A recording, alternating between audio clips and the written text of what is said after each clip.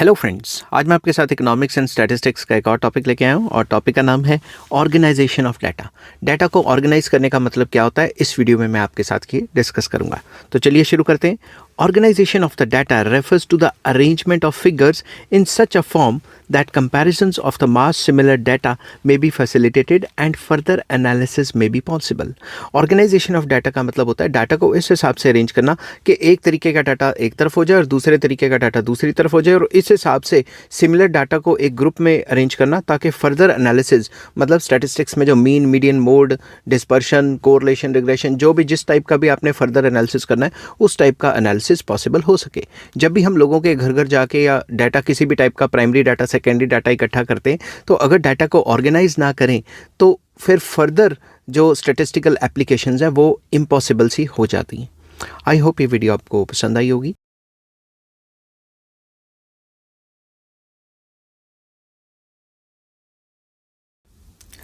Hello friends, आज मैं आपके साथ इकोनॉमिक्स और स्टैटिस्टिक्स का एक और टॉपिक लेके आया हूँ और टॉपिक का नाम है क्लासिफिकेशन ऑफ डाटा। डाटा को क्लासिफाई करने का मतलब क्या होता है वो हम इस वीडियो में डिस्कस करेंगे। तो चलिए विदाउट वेस्टिंग एनी टाइम शुरू करते हैं। Classification is the process of arranging things in groups और classes according to their resemblances and affinities and gives expression to the unity of attributes that may amongst a diversity of individuals. Simple words में classification का मतलब होता है जो भी आपने data इकट्ठा किया है उसमें एक टाइप के डाटा को एक तरफ कर दो और दूसरी टाइप के डाटा को दूसरी तरफ कर दो। एग्जाम्पल के तौर पे मैंने अपने एरिया से 1000 लोगों का डाटा इकट्ठा किया, तो 1000 जो लोगों का डाटा इकट्ठा किया, अगर मैंने मेल फीमेल का डाटा अलग अलग करना है तो उसे भी क्लासिफिकेशन कहेंगे on the basis of sex. ठीक है, अगर मैंने एज के हिसाब से क्लासीफाई करना है कि 0 से 10 इतने लोग हैं और 10 से 20 साल के इतने लोग हैं, 20 से 30 साल, मतलब विद रिस्पेक्ट टू एज भी कर सकता हूँ classify, with respect to education भी कर सकता हूँ। तो मैं किसी भी तरीके से डाटा को क्लासीफाई कर सकता हूँ according to the need of researcher. तो क्लासिफिकेशन का मतलब होता है डाटा को अलग अलग ग्रुप्स में डिवाइड करना और हर एक ग्रुप में एक ही टाइप के बंदे या एक ही टाइप की आइटम्स को इंक्लूड करना ताकि कंपैरिजंस जो है वो पॉसिबल हो सके।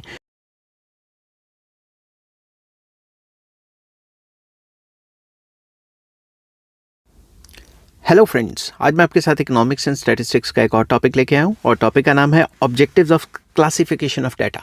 जो डाटा को हम क्लासीफाई करते हैं इसके ऑब्जेक्टिव्स क्या हैं, ठीक है, ये हम डिस्कस करेंगे। जिस हिसाब से पेपर में लिखना है मैंने उसी हिसाब से लिखा हुआ है। तो चलिए विदाउट वेस्टिंग एनी टाइम शुरू करते हैं। Main objectives of classification are as under. नंबर 1, ब्रीफ एंड सिंपल। क्लासिफिकेशन जब भी हम किसी डाटा की करते हैं तो डाटा ब्रीफ और सिंपल हो जाता है। तो इसमें लिखेंगे main objective of classification is to present data in a form that appears to be brief and simple. तो मेन मकसद क्या है? मेन मकसद डाटा को क्लासीफाई करना, मतलब अलग अलग टाइप के डाटा को अलग अलग करना। उसका मेन मकसद ये है कि डाटा थोड़ा छोटा हो जाए और थोड़ा सिंपल हो जाए, जिससे उसको आसानी से फर्दर मैथमेटिकल या फिर स्टैटिस्टिकल एप्लीकेशंस के लिए उसे यूज़ किया जा सके। सेकेंड पॉइंट आ जाता है utility. Classification enhances utility of data as it brings out similarity within the diverse sets of data. तो इससे डाटा की यूटिलिटी क्रिएट हो जाती है। आप उस डाटा को अलग अलग तरीके से अलग अलग जगह पे इस्तेमाल कर सकते हो, और इस्तेमाल इसलिए कर सकते हो क्योंकि अलग अलग टाइप का डाटा आपने अलग अलग कर लिया हुआ है, तो इससे फर्दर एप्लीकेशंस भी हो सकती हैं। तो डाटा इस्तेमाल करने के लायक बन जाता है। थर्ड पॉइंट आ जाता है distinctiveness. Classification renders obvious differences among data more distinctively. तो क्लासिफिकेशन से जो अलग अलग टाइप का डाटा है वो अलग अलग ग्रुप्स या अलग अलग तरीके से अलग अलग कर लिया जाता है, जिसकी वजह से जो डाटा है वो डिस्टिंक्टिव हो जाता है, मतलब दूसरे से अलग अलग हो जाता है। समझ गए बात? फोर्थ आ जाता है इसमें comparability. It makes data comparable and estimative. तो बेसिकली अगर आपने डाटा को अलग अलग तरीके से क्लासीफाई कर लिया, अलग अलग टाइप के डाटा अलग अलग कर लिए, तो इससे आप एक ग्रुप को दूसरे ग्रुप के साथ कंपेयर कर सकते हो कि भाई 0 से 10 साल के तो इतने बच्चे हैं और 10 से 20 साल के इतने हैं, तो इसमें परसेंटेज ज़्यादा किसकी है, कम किसकी है। तो इस टाइप के कंपैरिजंस आप कर सकते हो। नेक्स्ट आ जाता है scientific arrangement, very important. Classification facilitates arrangement of data in a scientific manner which increases their reliability. तो जब भी हम डाटा को क्लासीफाई करते हैं तो डाटा को साइंटिफिक अरेंजमेंट मिल जाता है, जिसकी वजह से डाटा की रिलायबिलिटी, भरोसा बढ़ जाता है। फिशर्स का ये कहना था कि जब भी हम स्टैटिस्टिक्स को क्लासीफाई करते हैं अच्छे तरीके से तो डाटा की जो यूटिलिटी है और वो जो इस्तेमाल करने की जो क्षमता है वो काफ़ी बढ़ जाती जाती है। लास्ट पॉइंट इसमें आ जाता है अट्रैक्टिव एंड इफेक्टिव। ये तो सिंपल है कि classification makes data more attractive and effective. अगर आप डाटा को क्लासीफाई करके रखोगे तो डाटा आपको पहले से ज़्यादा इफेक्टिव और अट्रैक्टिव लगेगा, बजाय इसके कि एक रॉ डाटा रखा हुआ आपने जिसमें पता नहीं लग रहा कौन क्या है कौन क्या नहीं है। अलग अलग टेबल डायग्राम के हिसाब से अलग अलग करोगे तो डाटा ज़्यादा अट्रैक्टिव दिखेगा।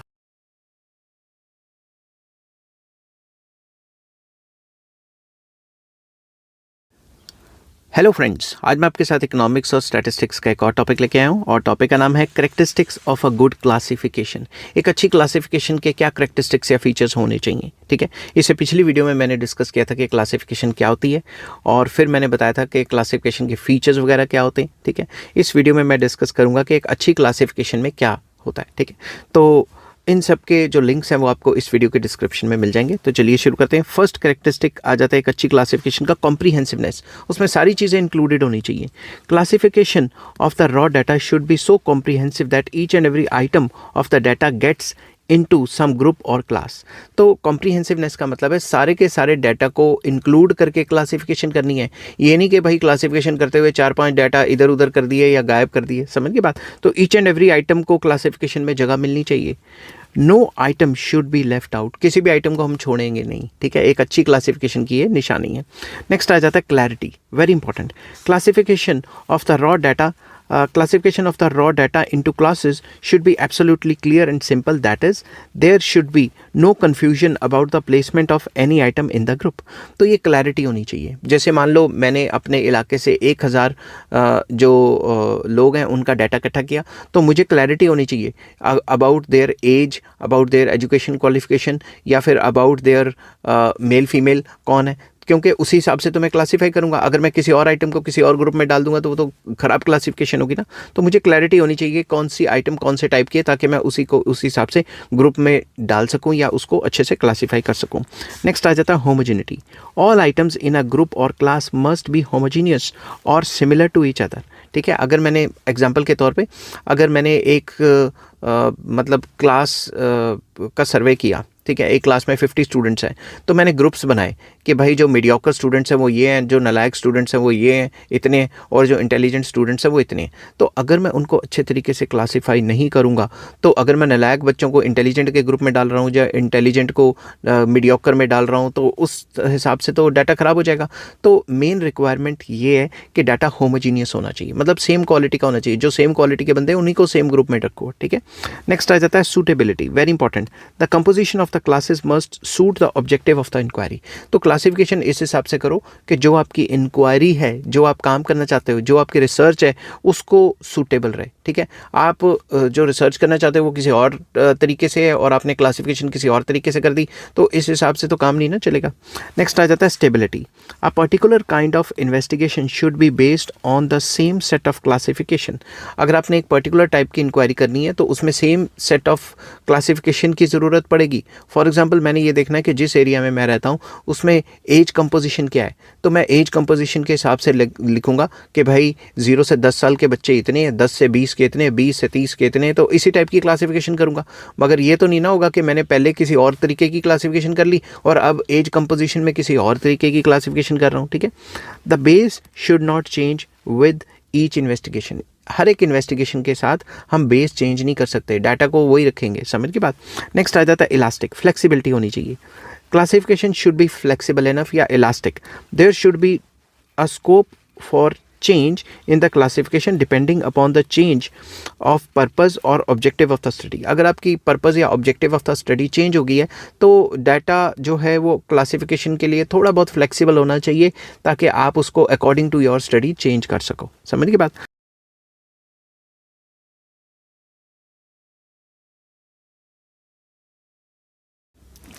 हेलो फ्रेंड्स, आज मैं आपके साथ इकोनॉमिक्स एंड स्टैटिस्टिक्स का एक और टॉपिक लेके आया हूँ और टॉपिक का नाम है basis of classification of data, कि हम डाटा को किस बेस पे क्लासीफाई कर सकते हैं, किस बेस पे अलग अलग टाइप के डाटा को ग्रुपिंग कर सकते हैं। तो चलिए विदाउट वेस्टिंग एनी टाइम शुरू करते हैं। There may be different basis of classification of a statistical data, या किसी भी स्टैटिस्टिकल डाटा को क्लासीफाई करने के कई तरीके हैं। कौन कौन से? Number 1, geographical classification. जोग्राफिकल मतलब with respect to place, place के हिसाब से डाटा को अलग अलग क्लासीफाई करना। This classification of data is is based on geographical और लोकेशनल डिफरेंसेस, मतलब प्लेस के हिसाब से, जोग्राफी के हिसाब से, लोकेशन के हिसाब से डाटा को अलग अलग करना। It is also called spatial classification, इसको स्पैटियल क्लासिफिकेशन भी कहा जाता है। जैसे प्लेस, पंजाब में इतनी फर्म्स हैं, हरियाणा में इतनी फर्म्स हैं, राजस्थान में इतनी फर्म्स हैं, तो प्लेस के हिसाब से डाटा को क्लासीफाई कर लिया ना, अलग अलग कर लिया, इसे कहते हैं ज्योग्राफिकल क्लासिफिकेशन। नेक्स्ट आ जाता है chronological classification. Chronology means time के बेस पे।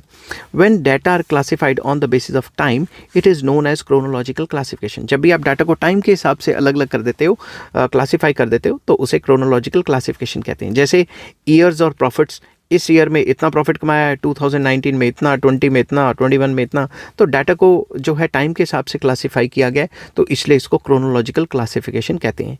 नेक्स्ट आ जाता है क्वालिटेटिव क्लासिफिकेशन। तो ये क्या होता है? When data is classified on the basis of quality और attributes it is called qualitative classification. जब भी हम क्वालिटी के हिसाब से डाटा को अलग करते हैं या किसी एट्रीब्यूट के हिसाब से हम डाटा को अलग अलग करते हैं, जैसे मेल्स इतने हैं, फीमेल्स इतने हैं क्लास में, हम ये भी कह सकते हैं एजुकेटेड इतने हैं, अनएजुकेटेड इतने हैं, तो क्वालिटी के हिसाब से डाटा को अलग अलग करना, उसे क्वालिटेटिव क्लासिफिकेशन कहा जाता है। नेक्स्ट आ जाता है क्वांटिटेटिव क्लासिफिकेशन, जब क्वांटिटी के बेस पे डाटा को अलग अलग करें। When the classification is done on the basis of numerical values it is called quantitative classification. जब भी हम क्लासिफिकेशन को क्वांटिटी या किसी नंबर के बेस के हिसाब से करें तो उसे क्वांटिटेटिव क्लासिफिकेशन कहा जाता है। It is also called numerical classification, इसको न्यूमेरिकल क्लासिफिकेशन भी कहा जाता है। जैसे मार्क्स के बेस पे हमने अलग अलग स्टूडेंट्स कर लिए, तो 0 से 20 मार्क्स इतने बच्चों के हैं, 20 से 40 मार्क्स इतने बच्चों के, 40 से 60 इतने के, 60 से 80 इतने के, 80 से 100 इतने बच्चों के मार्क्स हैं। तो मार्क्स के हिसाब से या क्वांटिटी के हिसाब से या न्यूमेरिकल के हिसाब से, नंबर के हिसाब से हमने डाटा को क्लासीफाई कर दिया, इसको न्यूमेरिकल क्लासिफिकेशन कहा जाता है। ठीक है।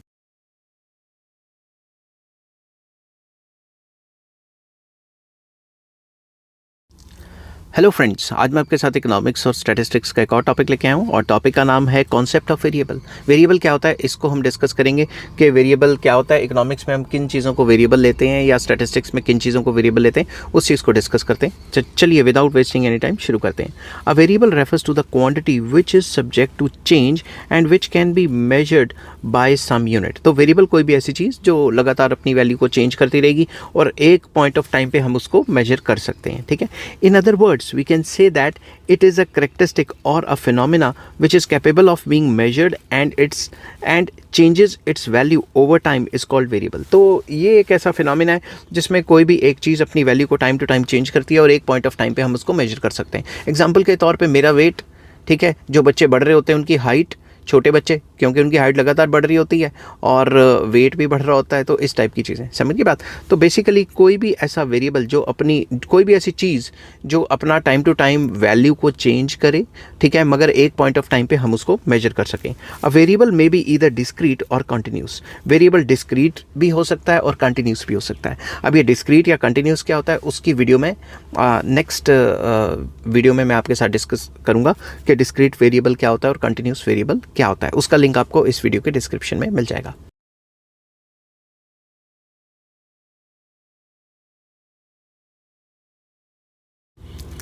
हेलो फ्रेंड्स, आज मैं आपके साथ इकोनॉमिक्स और स्टैटिस्टिक्स का एक और टॉपिक लेके आया हूँ और टॉपिक का नाम है डिस्क्रीट वेरिएबल। चलिए शुरू करते हैं विदाउट वेस्टिंग एनी टाइम। ये क्या होता है? डिस्क्रीट वेरिएबल या discrete variables are those variables that increases और jumps in complete numbers.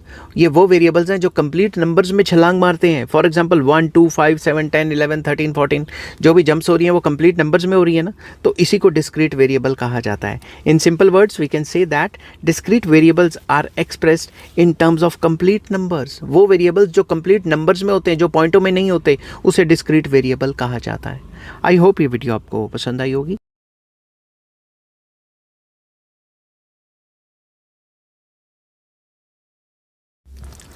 Hello friends, आज मैं आपके साथ इकोनॉमिक्स और स्टैटिस्टिक्स का एक और टॉपिक लेके आया हूँ और टॉपिक का नाम है कॉन्टिन्यूस वेरिएबल। कॉन्टिन्यूस वेरिएबल क्या होता है, चलिए डिस्कस करते हैं।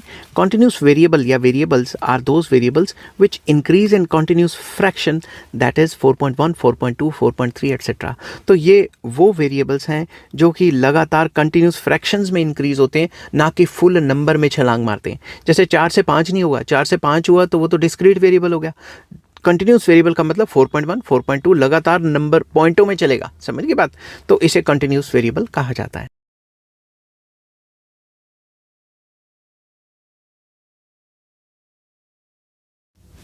हेलो फ्रेंड्स, आज मैं आपके साथ इकोनॉमिक्स और स्टैटिस्टिक्स का एक और टॉपिक लेके आया हूँ और टॉपिक का नाम है raw data.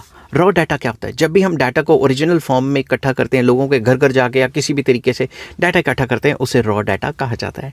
A mass of data in its crude form is called raw data. हाँ, रॉ फॉर्म में कोई भी डाटा इकट्ठा करते हो, क्रूड फॉर्म में घर घर जाके पेजों पे डाटा इकट्ठा करते हो, तो उसे रॉ डाटा कहा जाता है। It is an unorganised mass of the various items. Basically जो भी आइटम से रिलेटेड आप डाटा इकट्ठा करते हो, ये अनऑर्गेनाइज तरीके से पेपर पे लिखा हुआ या कंप्यूटर पे लिखा हुआ या डाटा एंट्रीज, इस टाइप का डाटा होता है। These are yet to be organised by the investigator. अभी इन्वेस्टिगेटर को इस टाइप के डाटा को ऑर्गेनाइज करना है और क्लासीफाई करना है, या टेबुलर फॉर्म या ग्राफिकल फॉर्म में बनाना है। ठीक है।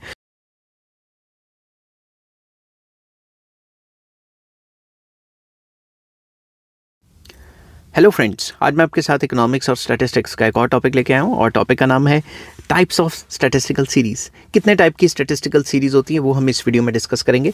तो चलिए शुरू करते हैं। Statistical series are basically of the following types. तो number 1, individual series. Individual series वो सीरीज़ होती है जिसमें ईच एंड एवरी आइटम आपको जो है लिस्टेड होता है। For example, individual series are those series in which the items are listed singly. हर एक आइटम लिखा होगा, हर एक आइटम होगा। अगर आपकी क्लास में 50 बच्चे हैं तो 50 के नंबर दिए होंगे। उस सीरीज़ को जो है इंडिविजुअल सीरीज़ कहा जाता है। जैसे मार्क्स 10, 20, 30, 40, 50, 60, 70 इतने मार्क्स आए बच्चों के, और इसके बीच में कोई मार्क्स नहीं आया, तो जितने भी मार्क्स आए मैंने सारे के सारे लिख दिए। इसको इंडिविजुअल सीरीज़ कहा जाता है।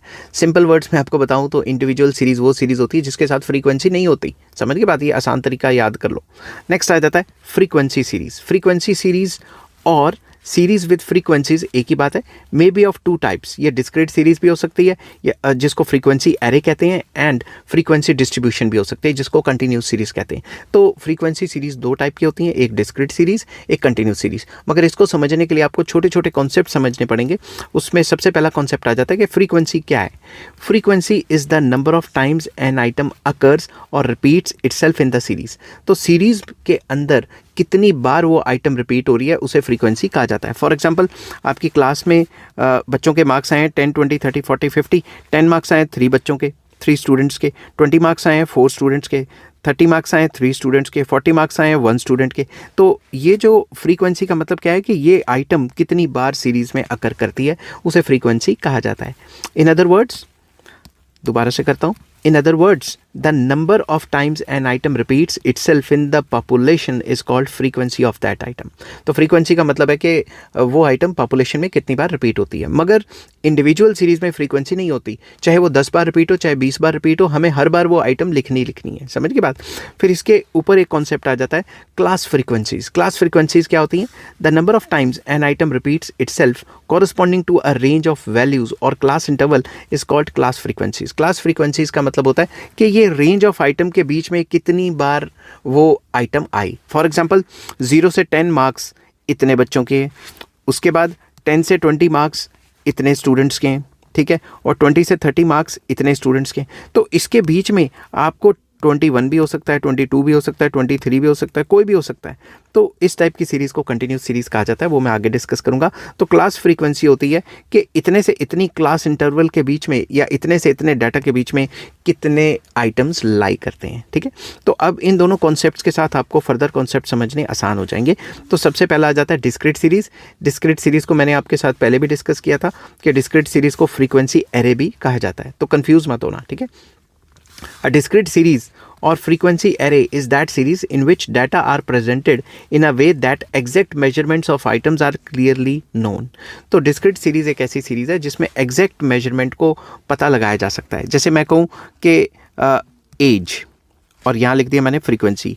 10 ईयर्स के इतने बच्चे हैं, 20 ईयर्स के इतने बच्चे हैं, 25 ईयर्स के इतने बच्चे हैं, 30 ईयर्स के बच्चे तो नहीं, खैर इतने लोग कह सकता हूँ, इतने लोग हैं, 40 ईयर्स के इतने लोग हैं। तो हर एक एज ग्रुप के या वेरिएबल के सामने एक फिक्स्ड जो है फ्रीक्वेंसी दे दी ना। तो बेसिकली सिंपल वर्ड्स में डिस्क्रीट सीरीज़ वो सीरीज़ होती है जिसमें एक पर्टिकुलर नंबर के आगे आपको बताया है कि कितनी बार ये लाई करता है, इसे डिस्क्रीट सीरीज़ कहा जाता है। In this series there are no class interval. इसमें क्लास इंटरवल नहीं होते इस तरीके से, समझ की बात। इसमें एग्जैक्ट आइटम होती है और उसका बताया होता है ये आइटम इतनी बार लाई करेगी, and the particular item in the series is numbered rather than measured with some range. तो इसमें रेंज नहीं होती कि 20 के 30 के बीच में इतने हो गए, 30 और 40 के के बीच में इतने हो गए, रेंज नहीं होती इसमें, एग्जैक्ट नंबर होता है और फ्रीक्वेंसी ये बताती है कि ये नंबर पूरी सीरीज़ में इतनी बार लाई करता है। अब इससे उल्टा चलते हैं, फ्रीक्वेंसी डिस्ट्रीब्यूशन जिसको कंटिन्यूस सीरीज़ भी कहा जाता है, ठीक है। It is the series in which items can not be exactly measured. इसमें आइटम्स को एग्जैक्टली मेजर नहीं किया जा सकता। कैसे, मैं आपको ये अच्छे तरीके से कॉपी पेस्ट कर देता हूँ ताकि आपको मैं उधर समझा सकूँ। कॉपी यहाँ पे कर देता हूँ, पेस्ट, ठीक है।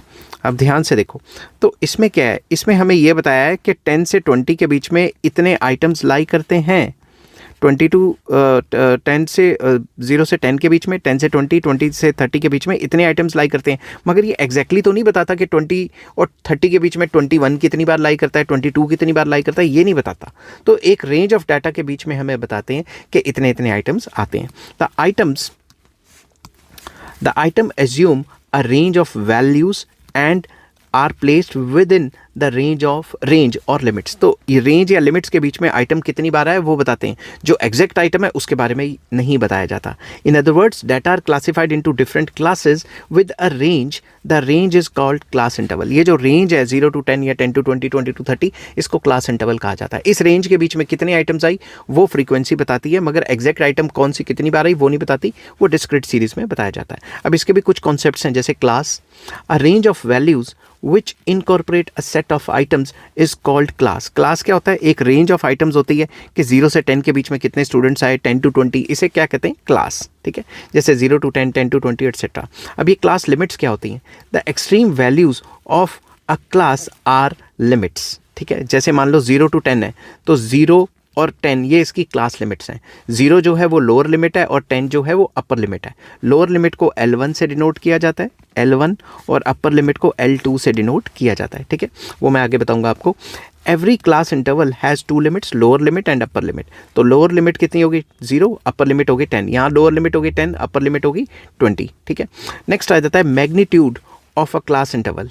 क्लास इंटरवल का मैग्नीट्यूड कैसे लेंगे, magnitude of a class interval is the difference between the upper limit and the lower limit of a class.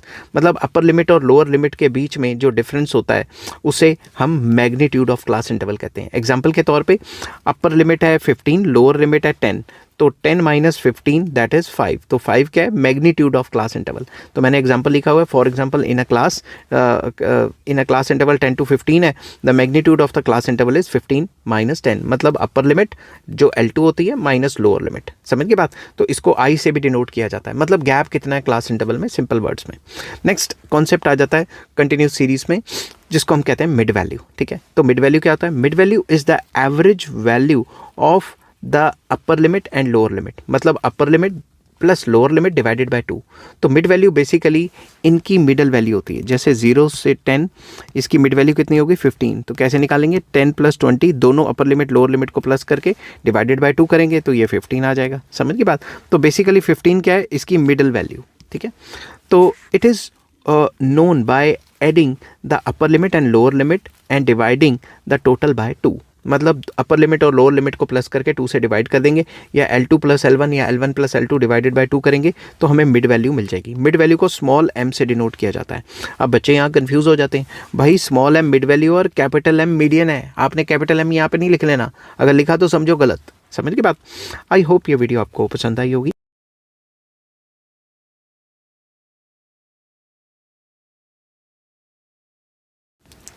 Hello friends, आज मैं आपके साथ स्टैटिस्टिक्स और इकोनॉमिक्स का एक और टॉपिक लेके आया हूँ और टॉपिक का नाम है how to prepare a frequency distribution. हम कैसे फ्रीक्वेंसी डिस्ट्रीब्यूशन को प्रिपेयर करें, हम कैसे कंटिन्यूस सीरीज़ को प्रिपेयर करें। तो इसके लिए मैंने कुछ पॉइंट्स लिखे हुए हैं, आपको वो फॉलो करने हैं। तो चलिए शुरू करते हैं। Following are some important points which must be borne in mind while preparing frequency distribution. Frequency distribution या कंटिन्यूस सीरीज़ को जब भी आप रिसर्च के लिए प्रिपेयर कर रहे हो तो ये चीज़ें आपने अपने दिमाग में रखनी है। कौन कौन सी, number 1 size of the class interval. Class interval का साइज़ कितना रखना है, 10-10 का गैप रखना है, 20-20 का गैप रखना है, कैसा साइज रखना है वो आपने अपने दिमाग में रखना है। It depends upon the range of the series, series की रेंज कितनी है, और highest and the lowest value of the series, series की हाईएस्ट और लोएस्ट वैल्यू किस हिसाब से है, उस हिसाब से आप क्लास इंटरवल का साइज बेसिकली रखते हो। Generally higher the range large is the size of the class interval and vice versa. अगर रेंज हायर है, 1000-2000 का गैप है, तो आप 100 200 300 के गैप लेके चलोगे। अगर गैप ही 10-20 का है तो उसमें गैप छोटे लेके चलोगे। समझ की बात? तो कहने की बात है कि जितना ज़्यादा जो हाईएस्ट और लोएस्ट वैल्यू होगी उसमें गैप होगा, उतने ही बड़े बड़े क्लास इंटरवल लोगे, और जितना छोटा होगा उतने छोटे क्लास इंटरवल लोगे। नेक्स्ट पॉइंट आ जाता है number of classes. Once range of the series is known and size of the class interval is determined, number of classes is easily determined। तो सेकंड पार्ट आ जाता है, एक बार आपने ये पता लगा लिया कि भाई साइज ऑफ क्लास इंटरवल क्या क्या रखना है, तो आपको ये भी पता लग जाएगा कि कितने क्लास इंटरवल होंगे। नंबर ऑफ क्लास इंटरवल तो साइज पे डिपेंड करते हैं ना, साइज बड़ा होगा तो नंबर ऑफ क्लास इंटरवल भी ज़्यादा हो सकते हैं। नेक्स्ट आ जाता है equal and unequal class interval। generally when the range is very high, equal class intervals are not suitable। अगर रेंज काफ़ी हाई है तो equal class interval होने मुश्किल हो जाते हैं, तो हम unequal class interval भी ले सकते हैं। as there could be a very large number of class interval which is difficult to handle। अब इतने ज़्यादा क्लास इंटरवल हो जाएंगे which is difficult to handle, इसलिए हम अनइक्वल ले लेंगे। अनइक्वल में पहले 5-5 10-10 का गैप दे दिया, फिर 20-20 30-30 का गैप दे दिया। अपनी सहूलत के हिसाब से रिसर्चर इसको करता रहेगा चेंज। नेक्स्ट आ जाता है determination of class limits. Class limits कैसे रखनी है? Upper and lower class limits should be determined arbitrarily, should not be determined arbitrarily. तुक्केबाजी से नहीं करनी, इसका भी एक प्रॉपर मेथड होता है, वो मेथड मैंने आगे समझाया हुआ है। These limits should be so determined that frequencies corresponding to a class interval tend to concentrate around the middle value of the class interval। इस हिसाब से क्लास लिमिट तय करनी है कि जितनी भी वैल्यूज़ हैं जो उस क्लास लिमिट के अंदर आएंगी वो उसकी मिड वैल्यू के हिसाब से चलें। जैसे 0 से 10 आपने बनाया तो ज़्यादातर वैल्यू 5 के आसपास होनी चाहिए, इसकी जो मिडल वैल्यू है वो 5 होगी, तो 5 के आसपास ज़्यादा वैल्यू लाई करनी चाहिए। इस हिसाब से आप डिटर्मिन करोगे क्लास लिमिट्स को। नेक्स्ट आ जाता है finding the frequency of each class. तो लास्ट स्टेप है ये, frequency of an observation refers to the number of times that observation occurs in the raw data. Raw data के अंदर कितनी बार वो ऑब्जर्वेशन आएगी वो फ्रीक्वेंसी है। Class frequency is found by estimating the number of values corresponding to a particular class. तो बाद में रॉ डाटा में से देखोगे कौन कौन सी फ्रीक्वेंसी कहाँ कहाँ आती है, उसके हिसाब से उसमें क्लास इंटरवल के सामने फ्रीक्वेंसी को ऐड ऑन करते रहोगे टेली बार्स के थ्रू। समझ की बात? तो इस तरीके से हम कंटिन्यू सीरीज़ या फिर जो क्या कहते हैं अपना फ्रीक्वेंसी डिस्ट्रीब्यूशन सीरीज़ है उसको अच्छे तरीके से बना सकते हैं।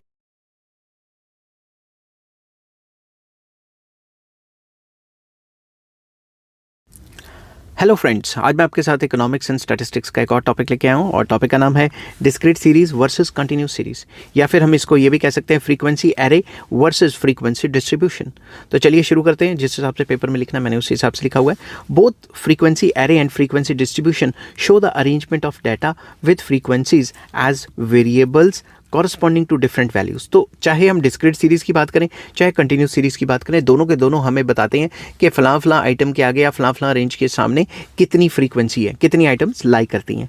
The difference lies in the fact that in case of frequency array मतलब discrete series the variable must be discrete variable. Discrete variable मतलब आपको ये आ जाएगा, जैसे एक्स है, एक्स या मार्क्स लिख लेता हूँ यहाँ पे, मार्क्स हैं 10 20 30 और फ्रीक्वेंसी है, जैसे डिस्क्रीट वेरिएबल होगा कि 10 मार्क्स इतने बच्चों के, 20 मार्क्स इतने बच्चों के, 30 मार्क्स इतने बच्चों के, तो ये डिस्क्रीट वेरिएबल होगा। ठीक है।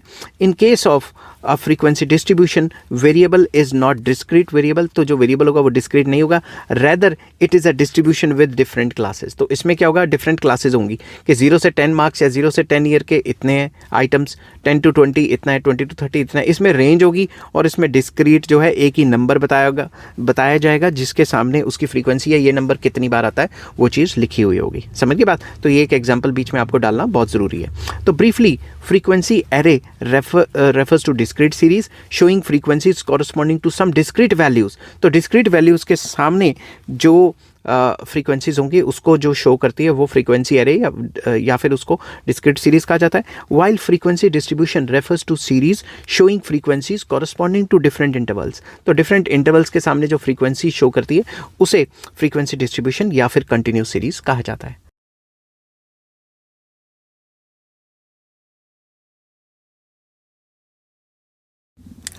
हेलो फ्रेंड्स, आज मैं आपके साथ इकोनॉमिक्स और स्टैटिस्टिक्स का एक और टॉपिक लेके आया हूँ, और टॉपिक का नाम है टाइप्स ऑफ फ्रीक्वेंसी डिस्ट्रीब्यूशन के under exclusive series. Exclusive series क्या होती है उसको मैं अच्छे से एक्सप्लेन करूँगा। तो चलिए शुरू करते हैं। Exclusive series is that series in which every class interval excludes items corresponding to its upper limit.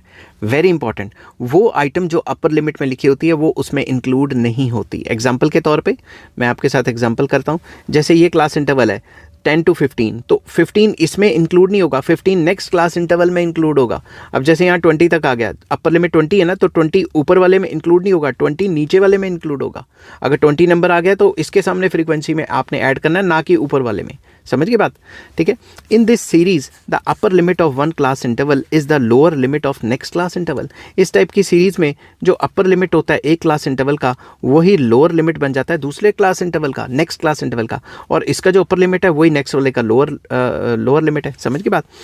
It is called exclusive series because frequencies of the upper limit of each class interval is not included in that. इसको exclusive इसलिए कहा जाता है कि जो upper limit है इसकी frequencies next में आती हैं, इसमें first वाले में exclude हो जाती हैं, फर्स्ट वाले में नहीं आती, नेक्स्ट वाले में आती है, इसलिए इसको एक्सक्लूसिव सीरीज कहा जाता है।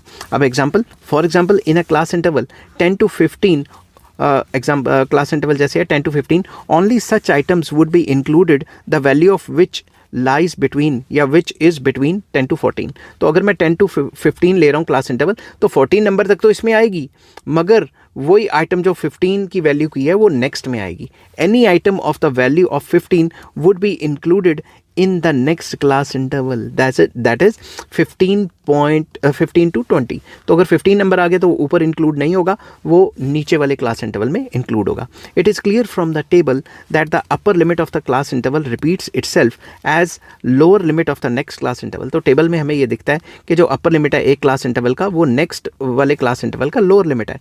Also it may be noted that all values corresponding to say 15 have been incorporated not in the class interval 10 to 15, मतलब 15 वैल्यू 10 to 15 में नहीं आएगी, बट 15 to 20 में आएगी। लाइकवाइज अगर 20 वैल्यू आ गई तो 20 ऊपर वाले में नहीं आएगी, 20 to 25 में ही आएगी। समझ की बात। तो आई होप ये वीडियो आपको पसंद आई होगी। अगर पसंद आती है तो please like, share and subscribe.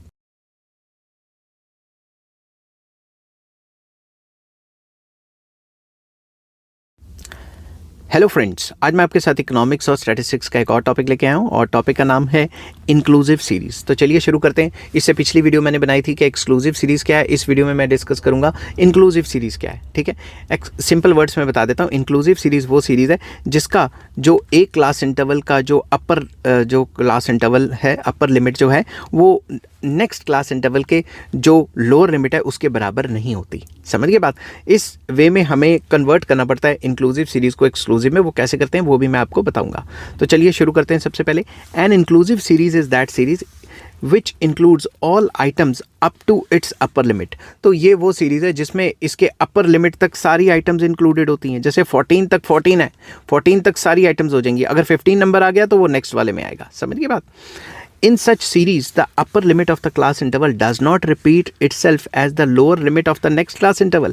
इस टाइप की सीरीज़ में ये जो अपर लिमिट होता है एक क्लास इंटरवल का, जैसे 14, वो नेक्स्ट का लोअर लिमिट नहीं होगा, दोनों अलग अलग होंगे।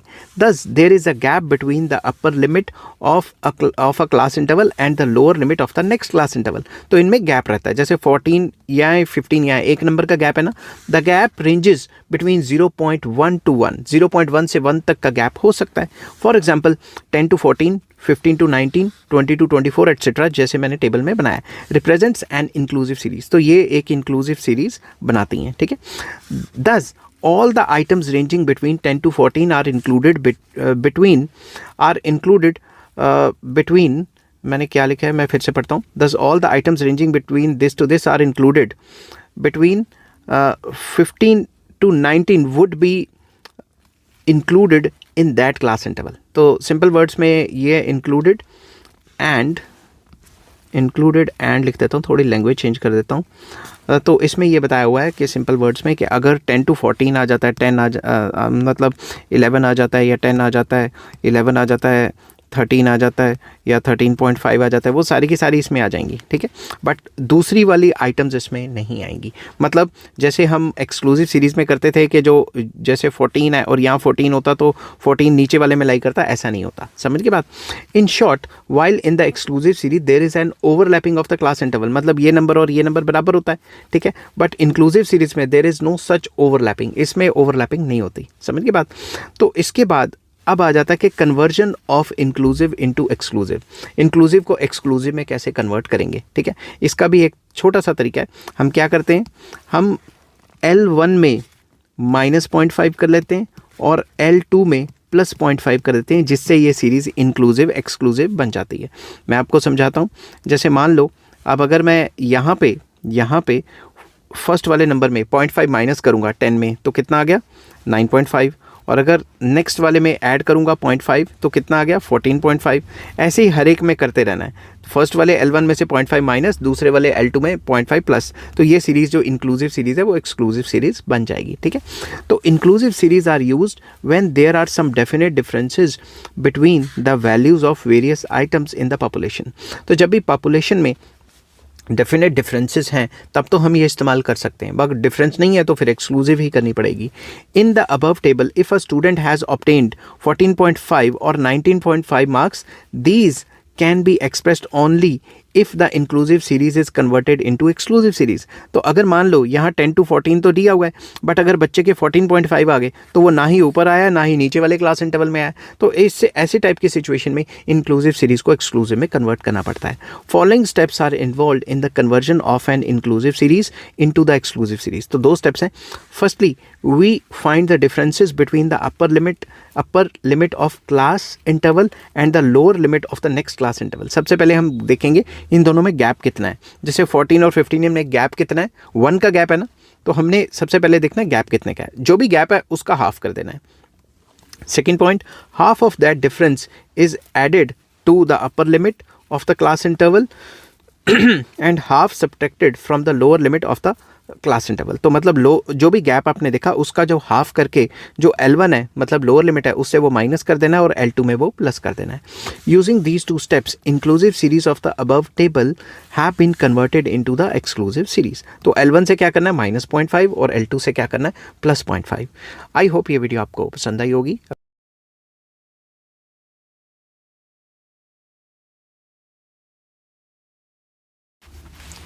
हेलो फ्रेंड्स, आज मैं आपके साथ इकोनॉमिक्स और स्टैटिस्टिक्स का एक और टॉपिक लेके आया हूँ और टॉपिक का नाम है exclusive series versus inclusive series. तो जो भी कंटिन्यूस सीरीज़ के 2 टाइप्स होते हैं, एक्सक्लूसिव और इंक्लूसिव, ये इनका डिफरेंस क्या है, ये क्या होती हैं वो तो मैं ऑलरेडी डिस्कस कर चुका हूँ। इनमें डिफरेंसेस क्या हैं वो मैं आपके साथ आज डिस्कस करूँगा। Main differences between exclusive and inclusive series are as under. तो फर्स्ट पॉइंट है, in case of exclusive series the upper limit of 1 class interval is the lower limit of next class interval. तो जब भी हम exclusive series की बात करते हैं तो एक्सक्लूसिव सीरीज़ में मैंने आपको पिछली वीडियो में भी बताया था कि एक्सक्लूसिव सीरीज़ में एक जो क्लास इंटरवल है उसका अपर लिमिट दूसरे की लोअर लिमिट के बराबर होता है, ठीक है। मगर इंक्लूसिव सीरीज में जो upper limit of 1 class interval is not equal to the lower limit of next class interval. तो फर्स्ट पॉइंट तो हमने यही लिखा हुआ है कि however in the inclusive series there is generally a difference between the upper limit of 1 class interval and the lower limit of the next class interval। तो इसमें जो inclusive series है उसमें अलग अलग होता है और exclusive series में सेम होता है। सेकेंड पॉइंट आ जाता है, in case of exclusive series the value of upper limit of the class interval is not included in that class। जो upper limit होता है वो उस क्लास में इंक्लूडेड नहीं होता, rather it is included in the lower limit of the next class interval. Example देके बताता हूँ आपको। जैसे फॉर एग्जांपल अगर मैं यहाँ पे 15 ले रहा हूँ, 10 to 15 एक्सक्लूसिव सीरीज़ में, तो 15 ऊपर वाली क्लास इंटरवल में नहीं आएगा, 15 नीचे वाली क्लास इंटरवल में आएगा। अगर 15 आ गया तो वो इसकी फ्रीक्वेंसी में नहीं ऐड होगा, वो अगले की फ्रीक्वेंसी में ऐड होगा। मगर दूसरी तरफ इंक्लूसिव सीरीज़ में अगर ये 14 नंबर हमने लिखा हुआ है तो 14 तक इसी क्लास में ऐड होगा और 15 से नेक्स्ट में जाएंगे। समझ की बात। तो दूसरा डिफरेंस इसमें ये हो जाता है। ऑन द कॉन्ट्रेरी या on the other hand, in case of inclusive series the value of upper limit of the class is included in the that very class interval. तो जो भी इंक्लूसिव सीरीज में अपर लिमिट होता है वो number तक उसी क्लास में इंक्लूड होता है इंक्लूसिव सीरीज में। नेक्स्ट आ जाता है, exclusive series is useful whether the value is a complete number और इन डेसिमल्स। तो एक्सक्लूसिव सीरीज डेसिमल्स में हो या कंप्लीट नंबर हो, ये तो यूज़फुल रहती है। But inclusive series is useful when value is in complete number. अगर पॉइंटों में होगी तो इंक्लूसिव सीरीज़ काम नहीं करेगी। फॉर एग्जांपल मैं आपको देता हूँ, जैसे ये इंक्लूसिव सीरीज़ के एग्जांपल्स हैं जिसमें जो इसका जो L2 है मतलब हायर जो अपर लिमिट है दूसरे के लोअर लिमिट के बराबर नहीं है। अगर इसमें डाटा आ जाता 14.5 तो वो ना इधर आता ना इधर आता। तो अगर पॉइंटों में आ जाए तो डाटा को अच्छे तरीके से हम इसमें जो है इम्प्लांट नहीं कर सकते। तो सिंपल वर्ड्स में जब डेसिमल्स में आता है तो इसमें जो करना काफ़ी मुश्किल हो जाता है, ठीक है। नेक्स्ट आ जाता है counting can be done in all cases under exclusive series. Exclusive series में हम काउंटिंग कर सकते हैं। However to facilitate counting it becomes necessary to convert inclusive series into exclusive. तो अगर हमने काउंटिंग करनी है तो उसके लिए सिग्मा एफ करना है या कुछ भी करना है तो सारे जो स्टूडेंट्स हैं या फिर सारे जो आइटम्स हैं उनका टोटल करना है, काउंटिंग करनी है, तो उसके लिए इंक्लूसिव सीरीज को एक्सक्लूसिव सीरीज में कन्वर्ट करना ज़रूरी हो जाता है।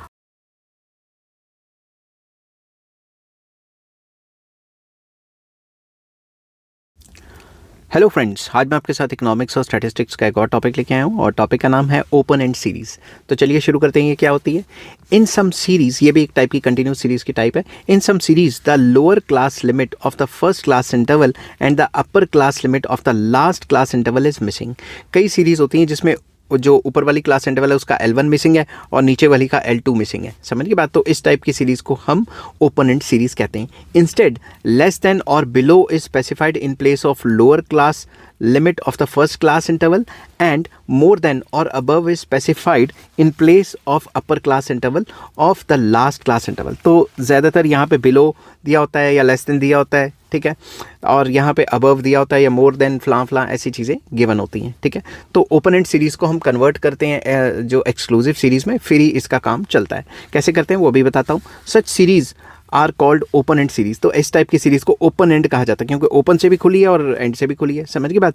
तो दस an open end series is that series in which lower limit of the first class interval and या और the upper limit of the last class interval is missing. तो इस टाइप की सीरीज को हम ओपन एंड सीरीज कहते हैं। तो एग्जांपल मैंने दे दिया आपको। In order to determine the limits of the open end series या open end class intervals, the general practice is to give same magnitude to the class intervals as is of the other class intervals in the series। मतलब जैसे gap कितने का है, 5-5 का gap है ना, तो हम इसको 5-5 के गैप के हिसाब से चेंज कर सकते हैं। जैसे मान लो मैं इसकी जगह लिख सकता हूँ 0 to 5, ठीक है। जब 5-5 का गैप चल रहा है तो मैं लिखूँगा 20 to 25। तो कहने की बात ये है कि इसमें जितना मैग्नीट्यूड, जितना गैप चल रहा है उसी के हिसाब से आप इसको एडजस्ट कर सकते हो। However this practice is adopted when the known magnitudes of different class intervals in the series are equal to each other. अगर ये इक्वल है तभी तो हम इक्वल गैप दे रहे हैं। अगर ये इक्वल ना होते फिर थोड़ा पंगा पड़ जाता। क्या पड़ता पंगा, फिर कैसे करते, वो मैं आपको नेक्स्ट वीडियो में बताऊंगा। For example in the above table, since the magnitude of the class interval is the same throughout the series, the first class interval will be assumed as 0 to 5 and last as 20 to 25। तो last वाले को 20 to 25 ले लेंगे और first वाले को 0 to 5 ले लेंगे क्योंकि इसमें गैप हमेशा 5-5 का है।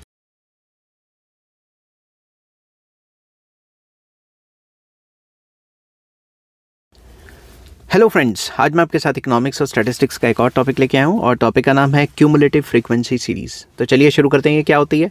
Cumulative frequency series is that series in which the frequencies are continuously added corresponding to each class interval in the series. तो क्यूमुलेटिव फ्रीक्वेंसी सीरीज भी एक कंटिन्यूस सीरीज का टाइप है जिसमें हर एक क्लास इंटरवल के कॉरस्पॉन्डिंग क्यूमुलेटिव फ्रीक्वेंसी होती है। मतलब फ्रीक्वेंसीज लगातार एडअप होती रहती हैं क्यूमुलेटिवली। कैसे होती हैं वो मैं आपके साथ डिस्कस करता हूँ। फॉर एग्जाम्पल एक सिंपल फ्रीक्वेंसी सीरीज है जिसमें मार्क्स दिए हुए हैं और फ्रीक्वेंसी दी हुई है, ठीक है। अब इसको दो तरीके से हम एक्सप्लेन कर सकते हैं, मोर देन बी और less than B. There are 2 ways of converting this series into cumulative frequency series. कौन कौन से?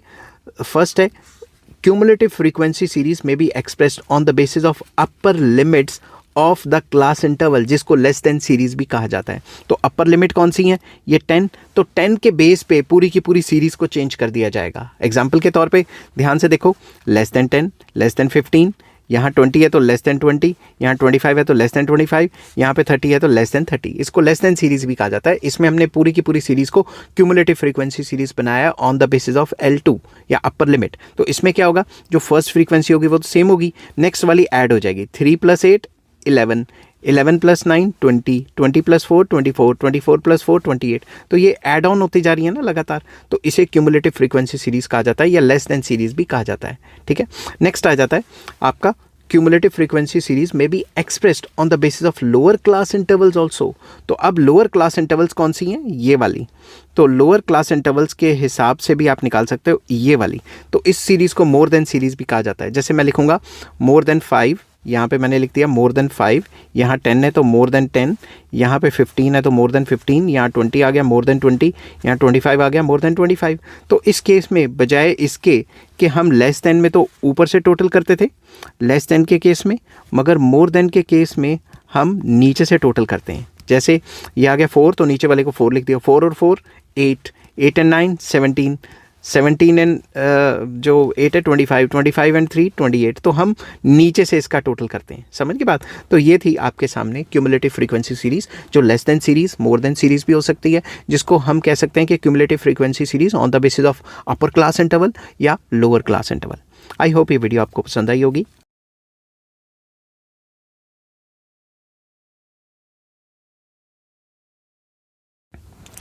हेलो फ्रेंड्स, आज मैं आपके साथ इकोनॉमिक्स और स्टैटिस्टिक्स का एक और टॉपिक लेके आया हूँ और टॉपिक का नाम है मिड वैल्यू सीरीज़। तो चलिए शुरू करते हैं। मिड वैल्यू सीरीज़ क्या होती है? मिड वैल्यू फ्रीक्वेंसी सीरीज़ या मिड वैल्यू सीरीज़ आर दो series in which we have only mid values of the class intervals and the corresponding frequencies। तो ये वो टाइप की सीरीज़ होती है जिसमें क्लास इंटरवल की जगह मिड वैल्यूज़ गिवन होती हैं और मिड वैल्यूज़ के सामने फ्रीक्वेंसीज़ गिवन होती हैं। इन टाइप की सीरीज़ को मिड वैल्यू सीरीज़ कहा जाता है। अब हम इसको कैसे कन्वर्ट करेंगे वो मैं आपको इस वीडियो में बताऊँगा। सच सीरीज़ में be converted into simple frequency series using the following method. तो दो तरीके हैं इसके, मतलब दो तरीके से करेंगे step by step. Firstly mutual differences between the mid values is determined. तो मिड वैल्यूज़ में जो म्यूचुअल डिफरेंसेस हैं, जैसे 5 और 15 में कितना डिफरेंस है 10, सबसे पहले ये पता लगाना होगा। और सेकेंडली क्या करेंगे, the difference is obtained is reduced to half. जो भी डिफरेंस निकलेगा उसको हाफ कर देंगे। ठीक है, जो डिफरेंस होता है उसको तो आई कहते हैं, तो हाफ आई मतलब उस डिफरेंस को हाफ कर देंगे। विच when deducted from mid value gives lower limit. और अगर इस डिफरेंस को लोअर लिमिट से मतलब मिड वैल्यू से डिडक्ट करेंगे, माइनस करेंगे, तो हमें क्या मिलेगा? Lower limit. और अगर हम इसमें ऐड करेंगे मिड वैल्यू में कॉरस्पॉन्डिंग, तो हमें अपर लिमिट मिलेगा। तो इसका फॉर्मूला क्या बना? लोअर लिमिट में क्या करेंगे? मिड वैल्यू माइनस हाफ जो भी उसका डिफरेंस है। ठीक है, और अपर लिमिट निकालने के लिए mid value plus half of the difference between two mid values. समझ की बात? तो अब इसको निकालना कैसे है वो मैंने एक टेबल के थ्रू एक्सप्लेन किया हुआ है। तो इसमें ये जो m है ये मिड वैल्यू है, आई क्या है? Difference between the mid values. अब कैसे निकाला है? जैसे इन दो मिड वैल्यूज़ में डिफरेंस कितना है? 10 का। तो फॉर्मूला क्या है? ये वाला। तो लोअर लिमिट निकालने का फॉर्मूला क्या है? L1 निकालने का, m मतलब मिड वैल्यू। ठीक है, मिड वैल्यू L1 का फॉर्मूला क्या है? Mid value minus 1/2i। Mid value कितनी है यहाँ पे? 5। ठीक है, 1/2 अगर हम करें और i क्या है? गैप। तो मैं इसको ऐसे लिख सकता हूँ इस चीज़ को कि 5 माइनस 1/2 आई कितना है? गैप कितना है? 10। तो ये 10/2 ही हो गया ना। तो अगर मैं इसको सॉल्व करूँ 2 1 ज़ा 2 5 ज़ा 10, 5 माइनस 5 0, तो ये क्या होगी आपकी? L1। ऐसे L2 निकालना है तो प्लस कर दो। तो जब प्लस करेंगे तो इसको कैसे प्लस करेंगे? जो भी इसका फॉर्मूला है ये वाला, मिड वैल्यू प्लस 1/2 आई कितना है? मतलब गैप कितना है दो मिड वैल्यूज़ में? 10। तो ये कितना हो गया? 2 1 ज़ा 2 5 ज़ा 5 + 5, ये 10 आ गया, तो ये 10 आ गया। इस तरीके से सारी की सारी मिड वैल्यूज़ आप मिड वैल्यूज़ के थ्रू आप अपर लिमिट एंड लोअर लिमिट निकाल सकते हैं। तो पहले के केस में अपर लिमिट 0 होगी और लोअर लिमिट 10 हो गई। सिमिलरली वैसे ही सारे केसेस में हमने निकाली हुई हैं मिड वैल्यूज़, और इसको आप पॉज करके साथ के साथ लिख सकते हो। तो बेसिक फार्मूला आपने ये वाला याद रखना है कि जब लोअर लिमिट निकालनी है तो मिड वैल्यू माइनस 1/2 आई क्या है? Difference between two mid values. और जब अपर लिमिट निकालना है तो मिड वैल्यू प्लस 1/2 आई। समझ की बात? आई होप ये वीडियो आपको पसंद आई होगी। अगर पसंद आती है तो please like share and subscribe. Take care, bye bye.